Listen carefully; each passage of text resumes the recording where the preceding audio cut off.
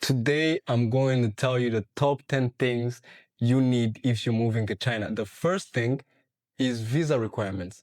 First, no matter if you're a student, businessman, or tourist, you are going to need a visa because China does not actually issue visas on arrival. So go to your nearest Chinese embassy or consulate, apply for that, and once you get it, start planning your travel. The second thing is health and safety. They usually ask for vaccination cards. I'm talking hepatitis A, B, sometimes typhoid. It's recommended for you to have that. And another thing is also bring some basic medicine with you because their language is not going to be in English. So maybe when you get there, you need to get some painkillers or some stomach relief, basic medicine, basically. You might find that it's in Chinese and harder for you to read. So I'd recommend that you go from medicine that you know from back home. The third thing is currency and payments. Now, when you get there, the most used payment is Chinese yen. It's really hard for you to find someone where you can use your dollars, your euros, your pounds. So go ready for that. Have some cash in hand because when you get there, you're going to get accustomed to things like WeChat Pay and Alipay that are going to be linked to your bank cards while there. So you'll get accustomed to that when you get there. But first and foremost, go with some local currency and Chinese RMB for you to be able to, move smoothly. The other thing is internet and censorships. Now, when you get there, you might think, oh, it's like any other countries. I'll be able to use my WhatsApp. I'll be able to Google things. I'll be able to be on Facebook, YouTube, Instagram, whatever, the likes. That's blocked. So the easy way to go through that is to go and download a VPN from your App Store or Play Store, whichever one you use. Download a VPN, have a strong and reliable VPN. I'd recommend paid VPNs. They usually go for about $10 a month to $5 to $10 a month, depending on how strong the VPN is. Download something like that you can use so that you can access your WhatsApp actually when you get there and talk to people back home, your parents, anyone. The thing that I want to talk about now, number 5, is the language barrier. English isn't widely spoken when you get there, so learn some basic Mandarin phrases, learn to say ni hao, learn to say your name, learn to say your address, just some basic stuff that will help you move around if you get lost or if you need to ask for a bathroom or for a restaurant. Simple phrases.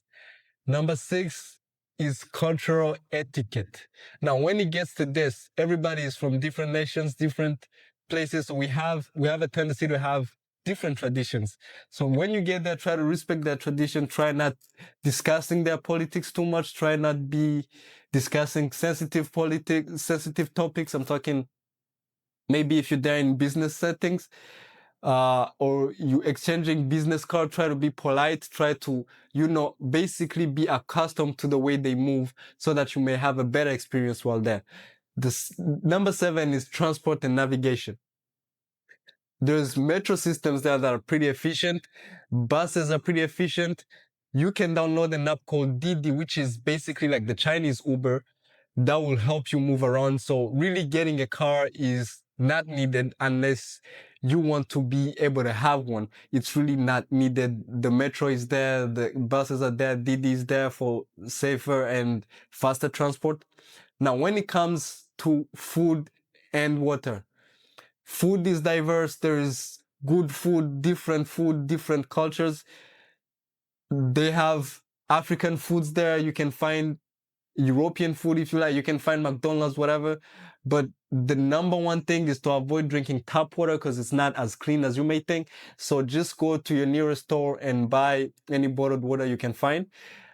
They have different bottled waters at really cheap prices, so just get those.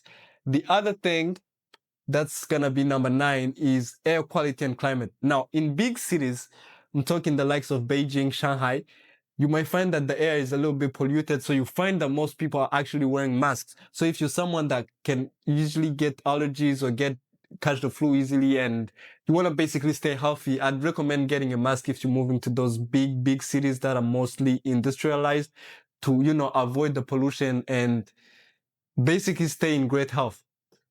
The weather varies. Some places are really cold. Some places snow. Other places don't snow that much, but it gets cold. So just basically get acclimated with the place you're going. Know how the weather turns, know how it is in winter, know how it is in summer. And yeah. And the last thing is legal securities and rule. Please, please carry your passport with you at all times, because it's plenty of times when you meet the police and they'll need to do some checks, like they'll be asking you for your passport. Drugs are strictly forbidden and illegal, so you might get in a lot of trouble if you are on drugs, if you have taken weed, taken anything, basically if they can find anything in your system. And the last but not least, respect photography rules. Some places like military places or government sites are not allowed for you to just be taking touristic pictures or take pictures, no matter how cool the building looks, no matter how good the place looks. Just if it says no photography, there's gonna be a sign, just completely avoid it. So a pro tip here that I'm going to be sharing is it's a safe place. It's modern. It's fascinating. It's a good place to be at, but basically follow their culture. Try to be culture aware where you are. Try to be respectful to other people. They are not really racist. So you will be having a good time, I'll say. As long as you follow these 10 tips, you will be fine. Thank you and see you in the next one.